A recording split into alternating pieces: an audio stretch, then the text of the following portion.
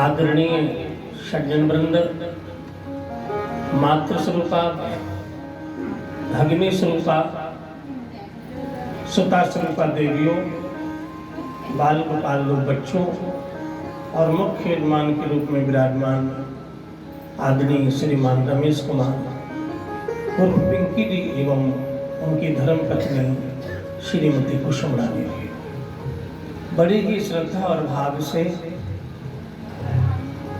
प्रभु भोलेनाथ के चरणों में प्रीति रखते हुए इस दिव्य श्री महापुराण का आयोजन कराया। सब पर भोलेनाथ की कृपा बनी रहे, सभी के जीवन में खुशियां हो, आने वाला संकट कष्ट भोलेनाथ दूर कर दे, इसी कामना के साथ प्रारंभ होती है श्री शिव महापुराण।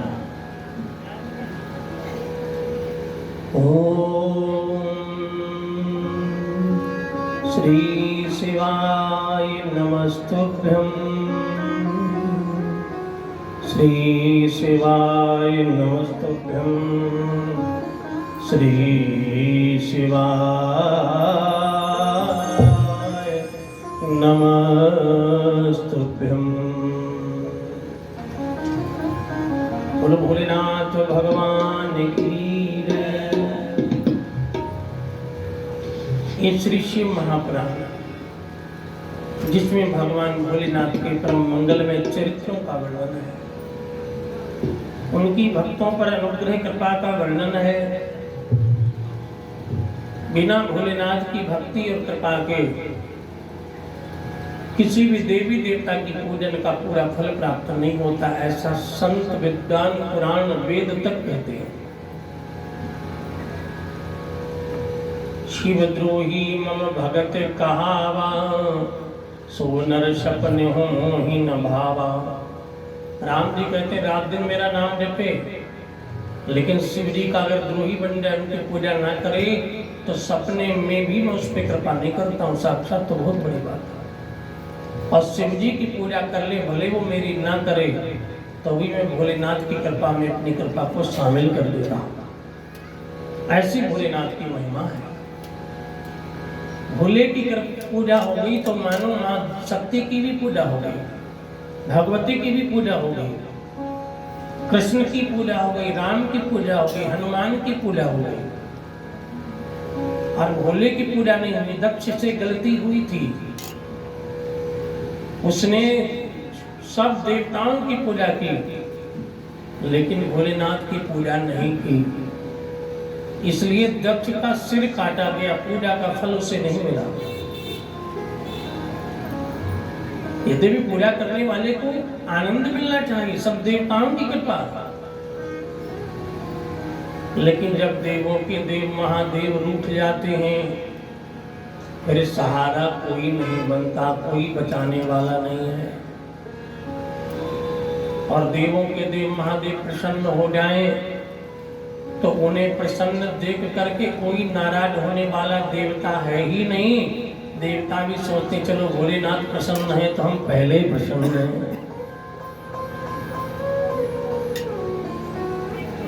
इसलिए शिव चरित्र को परम मंगल में जीवन को बनाने के लिए अवश्य श्रवण करना चाहिए। कौन सुन रहा है? नारद जी सुना रहे, ब्रह्मा जी। कौन सुन रहा है? ऋषि सुना रहे हैं, सूत जी। नारद ने पुनः पूछना प्रारंभ कर दिया। देव देव प्रजानाथ शब्दाज्ञानिधि मया श्रुतं कार्तिकं अद्भुतं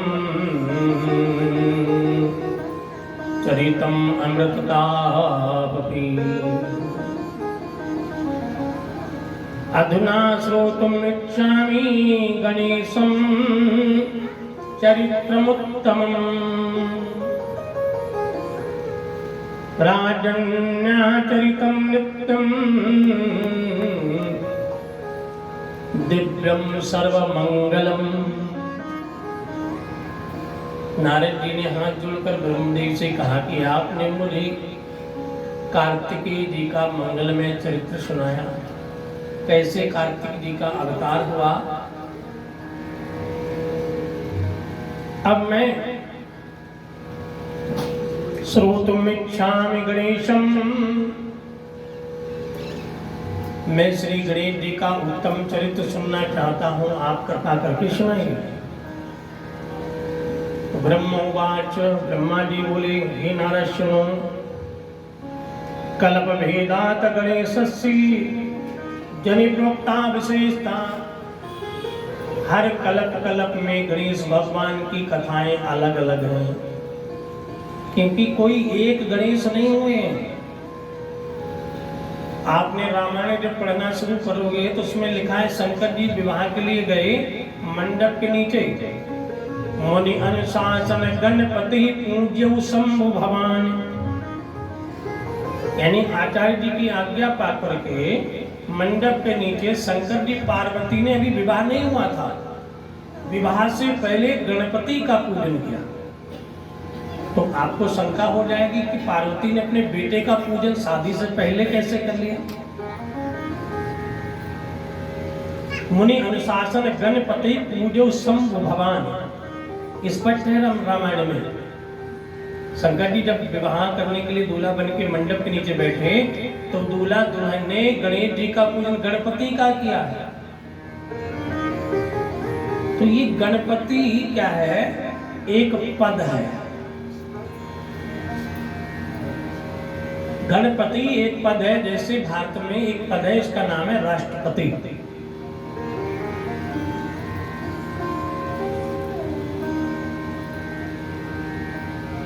सभी राज्यों को मिलाकर एक राष्ट्र बनता है। उस राष्ट्र का जो सबसे बड़ा सर्वोच्च पदाधिकारी होता है उसको राष्ट्रपति कहते हैं। ऐसे ही गणों का जो स्वामी होता है उसको गणपति कहते हैं। अब कौन से गण? हमारे आचार्य जी कुंडली बनाते हैं। कुंडली में मनुष्य का जन्म होता है तो उसमें लिखा होता है कि मनुष्य का क्या गण है। 3 गण होते हैं, देवगण, राक्षस गण और मनुष्य गण। जब लड़के और लड़की की कुंडली मिलावे तो गण भी मिला ले, गुण के साथ गण मिलाए, क्योंकि देवता गण लड़का है और राक्षस गण लड़की है, तो कभी उसे चैन से जीने नहीं देगी। क्यों पंडित जी महाराज? आप कुंडली बनाते हैं, बढ़िया टेवा बनाते हैं, बता रहे थे, और वो पाठक जी वो भी कुंडली बनाते हैं। लेकिन ये गणों की बात, कभी कभी आप देखते हैं एक पति पत्नी जो है बड़े प्रेम से जिंदगी कट जाती है, और एक पति पत्नी के बिना लड़े कटती ही नहीं है। जब तक उनमें चीखा पुकार ना हो जाए तब तक उनका पूरा दिन कटता नहीं। हाँ, और किसी किसी घर में पति पत्नी 50 वर्ष हो गए लेकिन आपस में उनकी आज तक कभी लड़ाई नहीं हुई। क्यों? क्योंकि देवगण और देवगण की जब शादी होती है तो उनमें आपस में लड़ाई नहीं होती। देवगण मनुष्यगण की लड़ाई होती है आपस में, देवगण मनुष्यगण की भी लड़ाई नहीं होती जब ये गण मिल जाता है। लेकिन देवगण राक्षसगण मिल जाता है, झगड़ा होता है। देवगण मनुष्य और राक्षस और मनुष्यगण मिल जाता है तो भी झगड़ा होता है। तो ये तीनों गण हैं, देवगण, मनुष्यगण और राक्षसगण। तीनों गणों के पति को, स्वामी को गणपति कहते हैं। आप समझ लीजिए, गणपति एक पद है।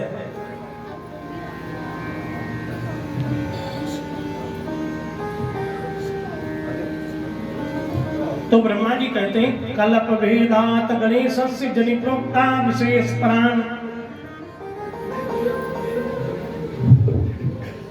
कल्प भेद से गणेश जी के जन्म के अलग अलग उदाहरण, अनेक उदाहरण हैं।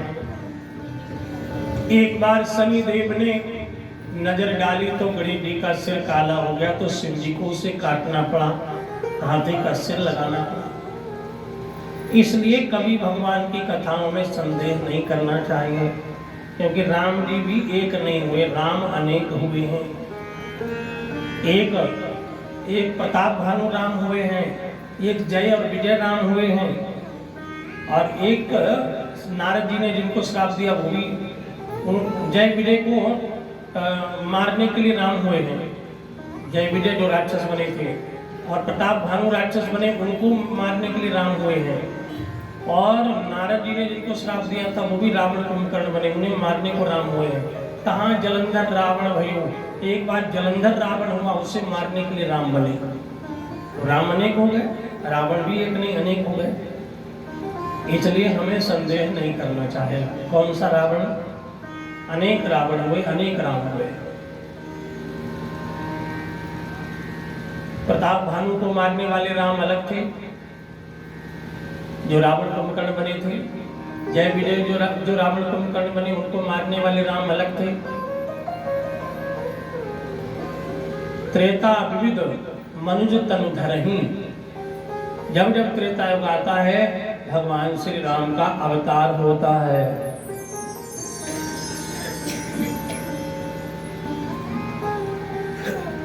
तो एक बार कदाचित गंध तैलेन गात्रपिंड शैलजा चूर्णीरुदवर्तयामास मलेना पूरितं वपुः। कहते हैं ब्रह्मा जी कि जब माता पार्वती की विदाई हो रही थी तो माता पार्वती को ज्ञान दिया गया कि स्नान करके श्रृंगार करके ही पति के सन्मुख जाए। वो अपने नियम का पालन करती थी, लेकिन एक बार वो स्नान कर रही थी और नंदी जी और कार्तिक जी पहरा दे रहे थे, क्योंकि शंकर भगवान के पास रहने के लिए कोई महल नहीं था। गुफा में रहते थे और गुफा के दरवाजे पर कोई दरवाजा द्वार भी नहीं था। अब अंदर स्नान करने वाला या तो पर्दा लगा दे या किसी को बिठा दे, कोई अंदर ना आए। एक बार एक मकान बनवाया भी था, उसको रावण ले गए। माता पार्वती ने बनवाया था एक बार, उसको रावण ले गए।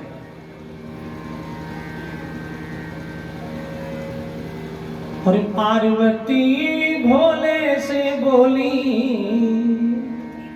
एक बार ऐसी घटना हुई कि शंकर भगवान घूमने के लिए निकले, और घूमने के लिए कहां पहुंचे? बैकुंठ धाम। और बैकुंठ धाम में जब पहुंचे हैं तो देखो, देवियां जब जाती हैं घूमने के लिए, पुरुष जाता है तो हालचाल पूछ लेता है, ज्यादा ध्यान नहीं देता घर कैसा बना कैसा नहीं, लेकिन माताएं बहनें एक एक चीज देखती हैं। जब माता गौरी ने बैकुंठ देखा और अपना देखा कि हमारे पहाड़ों के बीच बैठना पड़ता, वो भी पत्थर पे, कोई सोफा भी नहीं, और इतना लक्ष्मी जी का सुंदर महल बना हुआ है, तो दूसरे का बना महल देखकर नारी के मन में कामना होती, हमारा भी ऐसा महल होना चाहिए, हमारा भी ऐसा ही ड्राइंग रूम होना चाहिए। जब लौट के आए तो पार्वती थोड़ा सा उदास थी। भगवान बोले, देवी आज उदासी का कारण? तो माता पार्वती ने कहा, ये बोले, जब से मैंने लक्ष्मी जी का महल देखा है, मेरी भी महल में रहने को इच्छा हो रही है। और वो भी महल कैसा है? ऐसी वैसी छोटी झोपड़ी टाइप का नहीं बनना चाहिए, कमरे वाला नहीं बनना चाहिए। कैसा? और पार्वती बोली भोले से, ऐसा महल बना देना, और कोई भी देखे तो ये बोले क्या कहना भाई, क्या कहना, कोई भी देखे तो ये बोले क्या कहना भाई, क्या कहना। पार्वती बोली भोले से,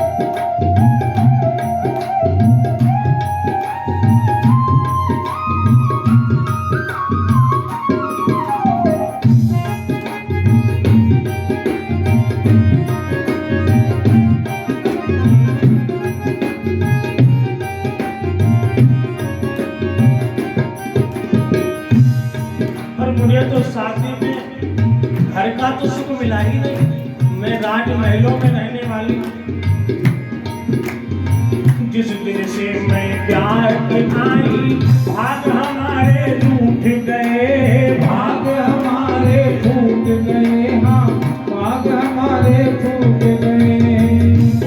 घोटक भंगिया तेरी हाथों में छाले पड़ गए, हाँ हाथों में छाले पड़ गए, हाँ हाथों में छाले पड़ गए। कान खोल कर सुन लो भोले, कान खोल कर सुन लो भोले, कान खोल कर सुन लो भोले, कान खोल कर सुन लो भोले।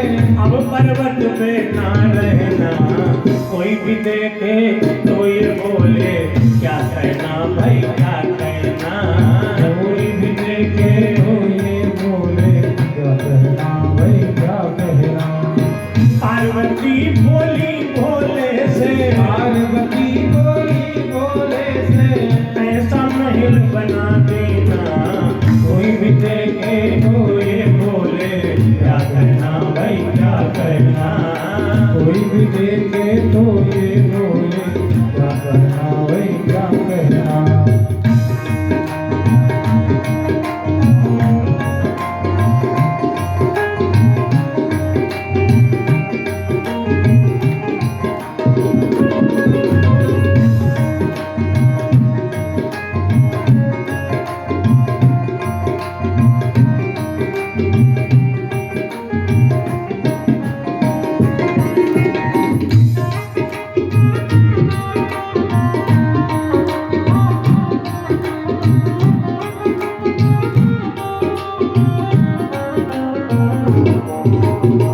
पार्वती से बोले भोले तेरे मन में धीर नहीं, तेरे मन में धीर नहीं गौरा, तेरे मन में धीर नहीं। इन ऊंचे महलों में रहना ये अपनी तकदीर नहीं, ये अपनी तकदीर नहीं, ये अपनी तकदीर नहीं। और तपस्या में पर्वत पे, तपस्या में पर्वत पे, मुझे महल से क्या लेना, कोई भी देखे तो ये बोले क्या कहना भाई क्या कहना, कोई भी देखे तो ये बोले क्या कहना भाई क्या कहना। पार्वती बोली भोले से, बोली भोले से, ऐसा महल बना देना, कोई भी देखे तो ये बोले क्या कहना भाई क्या कहना, कोई भी देखे तो ये बोले क्या कहना भाई क्या कहना। कोई भी देखे तो ये बोले क्या कहना भाई क्या कहना।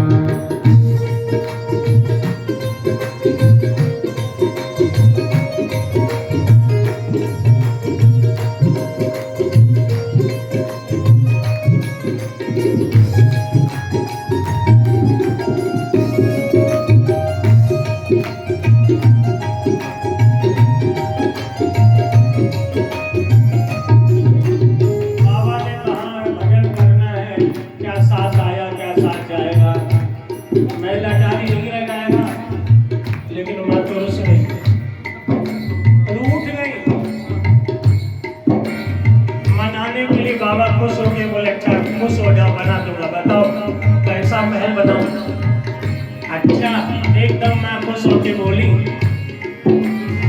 सोना चांदी हीरे मोती चमक रहे हो चम चम चम, चमक रहे हो चम चम चम चम चम, चमक रहे हो चम चम चम। दास दासियां रहे सेवा में भोले तेरी वो हरदम, भोले मेरे वो हरदम, हाँ भोले मेरी वो हरदम। बिना इजाजत कोई नहीं आए, बिना इजाजत कोई नहीं आए, चौकीदार बिठा देना, जो कोई देखे तो ये बोले क्या कहना भाई क्या कहना, कोई देखे तो ये बोले क्या कहना भाई क्या कहना। ओ पार्वती बोली भोले से, पार्वती बोली भोले से, ऐसा महल बना देना, कोई भी देखे तो ये बोले क्या कहना भाई क्या कहना, कोई भी देखे देखे तो ये बोले क्या कहना भाई क्या कहना।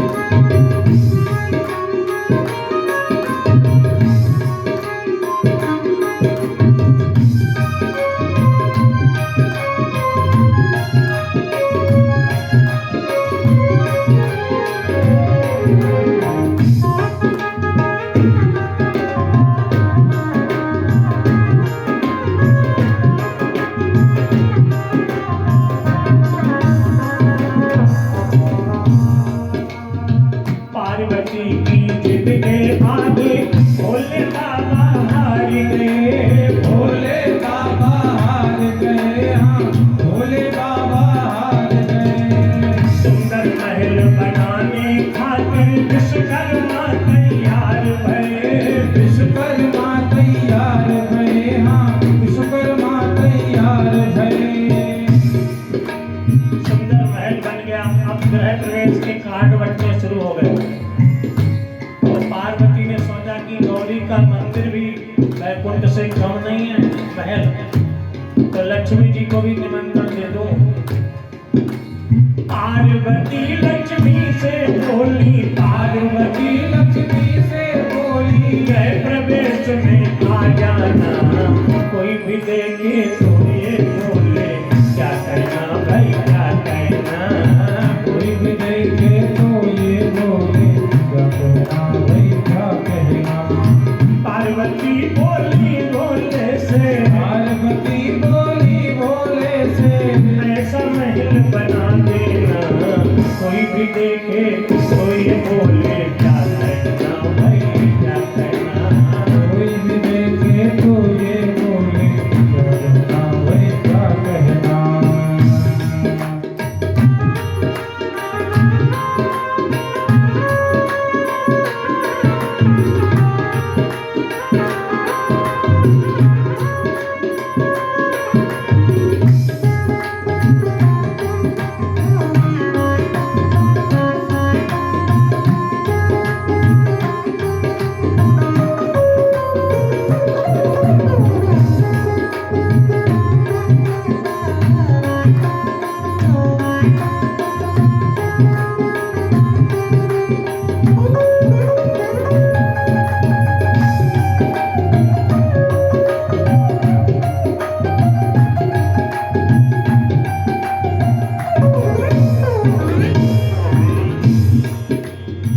गृह प्रवेश करवाने खातिर आचार्य जी बुलवाए गए, आचार्य जी बुलवाए गए, आचार्य जी बुलवाए गए।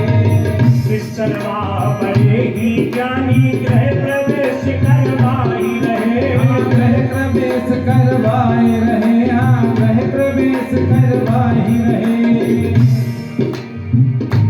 आचार्य जी गृह प्रवेश कराने के लिए विश्वकर्मा और उनका पुत्र रावण सहयोगी बन गया। वो मंत्र बोल रहे थे, रावण फूल दे रहा था, चढ़ाई लगी। भोलेनाथ मैया की यजमान बनी हुई, तो पहले की दक्षिणा यजमान के मन की नहीं होती,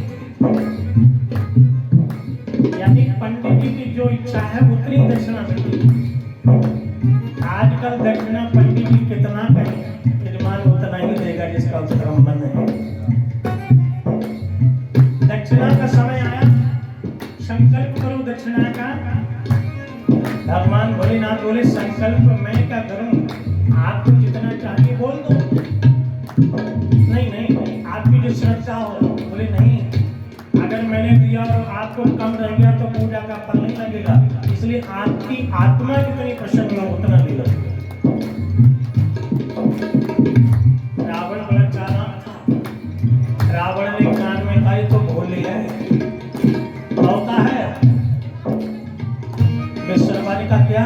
बोले मौका है, मिल जाएगा। कान में रावण ने बोल दिया, पिताजी तुम्हें हमारी कसम यही बोल दे। बाबा ने कहा बोलो बोलो, तो बोले हम तो नहीं जानते लेकिन हमारा बेटा नहीं मान रहा है। सुंदर महल बना सोने का, सुंदर महल बना सोने का,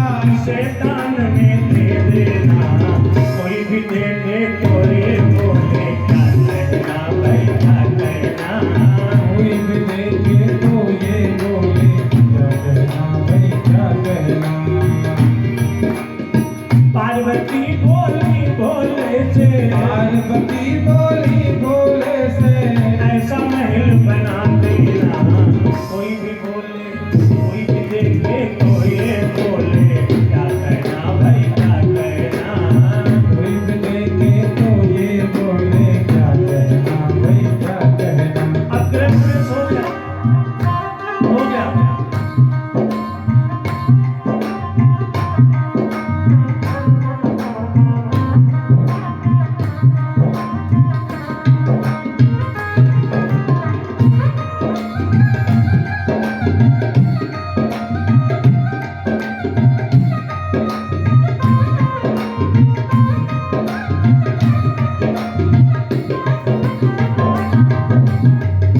मैया ने पूछा दान में क्या दिया? बाबा ने कहा संकल्प में इन्होंने जो बोला होगा। क्या बोला?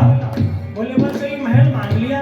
आपने दे दिया? बोले हाँ दे दिया। मैया को बड़ा क्रोध आया। अंतर आत्मा से कहा जा रावण, ये जो सोने की लंका है ना, मेरा ही पति एक दिन बानर बन के जलाएगा, मेरा श्राप है। क्योंकि मैं आत्मा से बनवाई और तू ले गया तो तुझे लंका में सुख नहीं मिलेगा। और वही आगे हुआ कि पार्वती ने वही लंका जलवाई थी। भगवान भोलेनाथ कहते देख लिया, जिसकी जो तकदीर में लिखा बस उतना ही मिलता है, बस उतना ही मिलता है, उसे बस उतना ही मिलता है। मालिक की मर्जी के बिना एक पत्ता भी नहीं हिलता है, पत्ता भी नहीं हिलता है, कोई पत्ता भी नहीं हिलता है। तू तो भजन किएगा प्यारे, तू तो भजन किएगा प्यारे, इन महलों से क्या लेना, कोई भी देखे तो ये बोले क्या कहना भाई क्या कहना, कोई भी देखे तो ये बोले क्या कहना भाई क्या कहना, क्या कहना भाई क्या कहना, क्या कहना भाई क्या ब्रह्मा जी कहते नारद एक बार महल बनवा भी लिया, उसको रावण ले गया। तो मैया के दरबारे पर नंदी बैठते, कभी कार्तिक बैठते।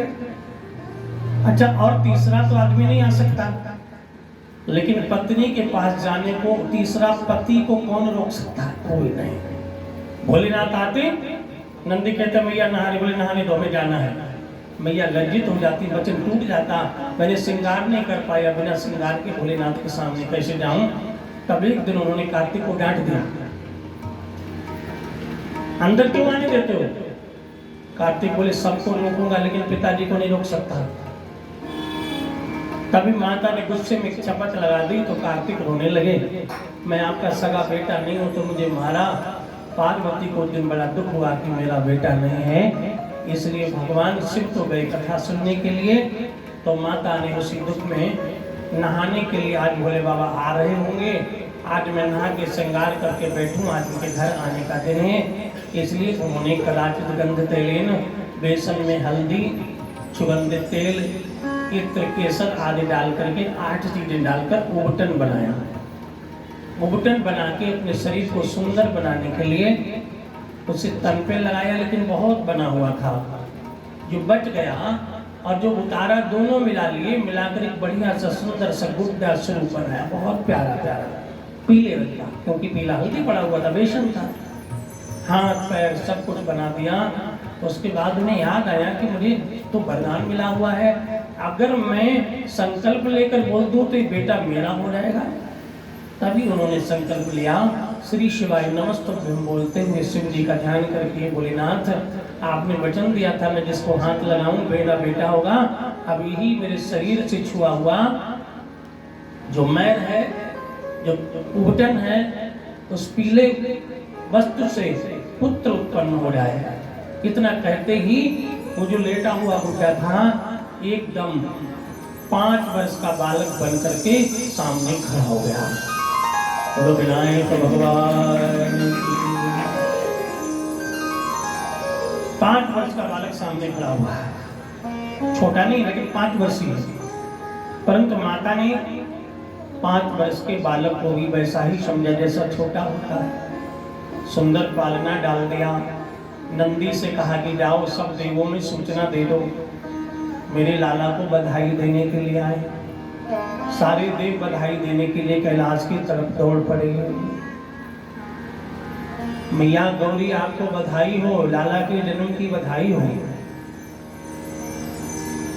इतने में एक देव और आए जिनका नाम था शनिदेव। ये जो थे पीठ करके बैठ गए, मुंह था इनका दूसरी तरफ और लाला था उधर की पीठ। मैया गौरी ने कहा कि सब देवता तो आशीर्वाद दे गए, लेकिन आप अपनी पीठ दिखा रहे हो, जबकि पीठ में अधर्म का निवास होता है। शनिदेव बोले क्या करूं, मेरी समस्या ऐसी है कि मैं आपके लाला को देख करके आशीर्वाद नहीं दे सकता, क्योंकि मेरा देखना श्राप बन जाएगा। क्योंकि मेरी दृष्टि जिस पर पड़ती है वो 7.5 में आ जाता है, ढिया में आ जाता है, परेशान हो जाता है। शनि एक राशि पर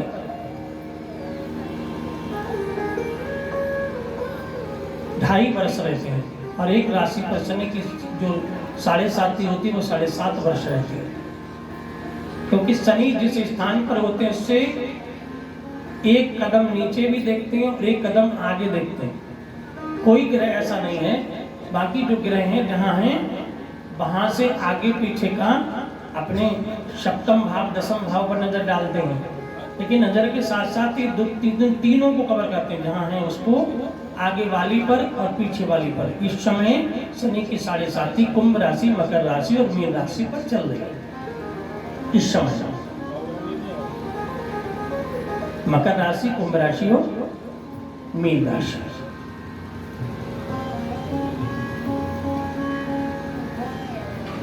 तो शनिदेव ने कहा मैं नहीं देख सकता। क्यों?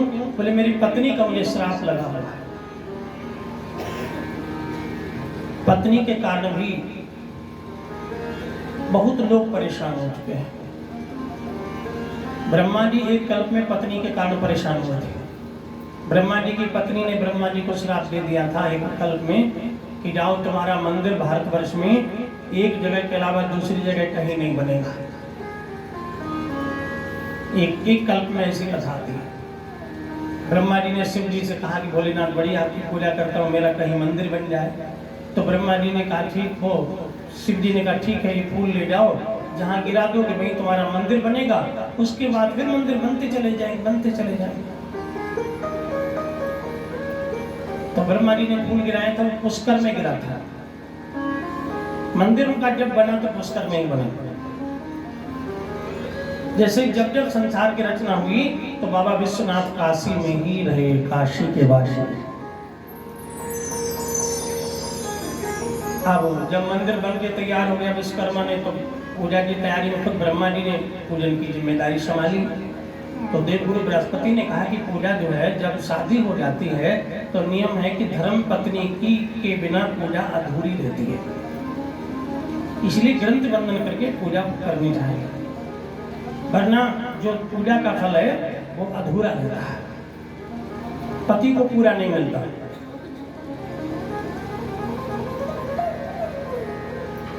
पत्नी के द्वारा की गई पूजा का फल पति को कभी नहीं मिलता, लेकिन पति के द्वारा की गई पूजा का फल पत्नी को अपने आप आधा मिल जाता है, ऐसा वरदान मिला हुआ है।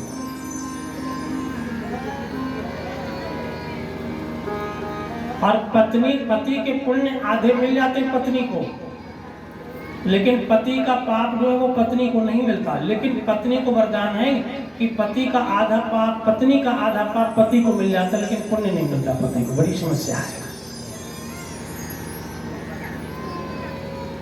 पति का पुण्य कैसे मिल जाता है? मान लीजिए कोई पति MBBS करके डॉक्टर बना और वो अनपढ़ भी नारी से शादी कर ले तो उसकी पत्नी डॉक्टरनी कहलाएगी।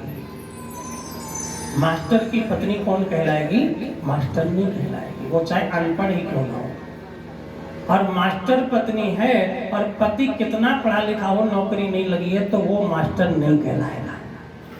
बोलो तो विचार करके देखो। पत्नी का पुण्य पति को नहीं मिलता, लेकिन पति का पुण्य पत्नी को तुरंत मिल जाता है। कोई दरोगा जी बन जाए ना शादी अनपढ़ से कर ले तो वो दरोगाइन हो जाती है, लेकिन कोई दरोगाइन बन जाए, किसी पढ़े लिखे से शादी कर ले वो दरोगा नहीं बन पाएगा। कोई इसको दरोगा जी कहेगा क्या?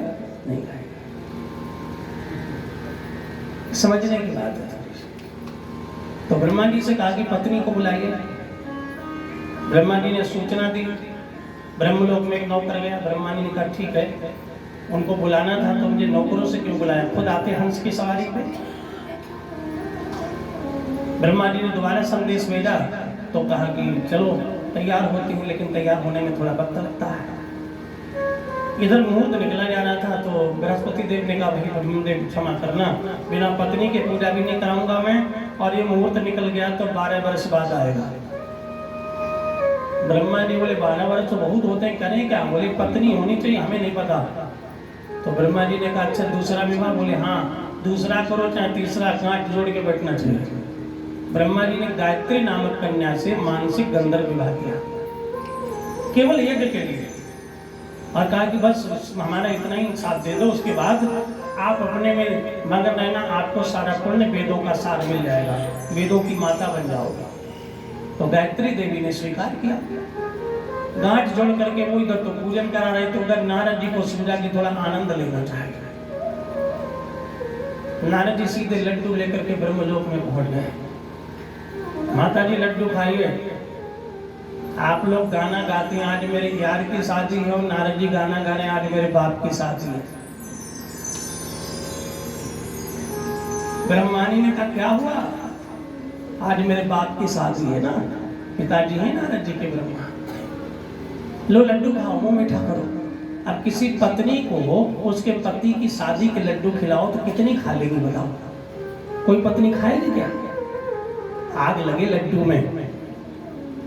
नारद जी बोले अपन झूठ तो बोलते ही नहीं, गांठ जोड़े बैठे पूजा कराने, न मानो देख लो ब्रह्मानी आई और देखो अरे बाप रे बाप, मैं ना भाई दूसरी को शादी कर लिया इस मंदिर के चक्कर में। जाओ मैं तुम्हें श्राप देती हूँ, आज के बाद तुम्हारा कहीं दूसरी जगह कोई मंदिर बना के पूजा करेगा तो इसका नाश हो जाएगा।